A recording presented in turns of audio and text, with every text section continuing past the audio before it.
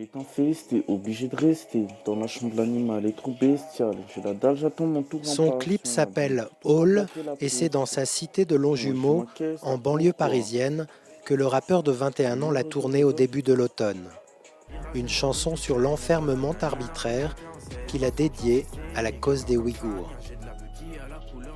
Quand on commence, en gros, on voit sortir du bâtiment, on voit deux hommes qui kidnappent un enfant. C'est comme ça qu'ils procèdent là-bas, ils kidnappent des enfants, tout ça.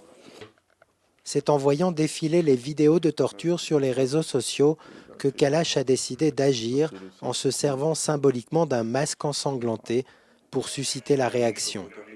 Pour ce musulman, de toutes les causes à défendre à travers le monde, des Noirs aux États-Unis en passant par les Rohingyas de Birmanie, c'est celle des Ouïghours qui le touche le plus. Nous, on a des interdictions, on va dire, de ne pas manger du porc, tout ça, de ne pas boire d'alcool. Nous, on a appris que là-bas, ils les obligeaient à en boire, à en manger. Tout ça, ces tortures-là, moi, ça me révolte de ouf, moi. Pour Hakim, c'est au lycée que la prise de conscience a eu lieu, l'an dernier, grâce à son professeur d'histoire géo. Puis il participe à un concours de plaidoirie pour lequel il choisit de mettre en avant la répression des Ouïghours. Il ne gagne pas, mais découvre à cette occasion l'ampleur des souffrances de ce peuple. J'avais vu une vidéo où on voyait des milliers de détenus, des milliers de Chinois ouïghours qui étaient détenus dans des camps d'internement et qui étaient assis les uns à côté des autres dans une extrême promiscuité. Et le fait de voir ça, ça m'a particulièrement choqué. Je m'appelle Djibril Hakim, je suis lycéen et je me fais porte-parole des Ouïghours. Hakim a même été invité à une soirée organisée pour les Ouïghours par le député européen Raphaël Glucksmann, devenu la coqueluche de nombreux lycéens. Car sur Instagram, YouTube ou même Twitter, le sujet soulève l'indignation de la jeunesse.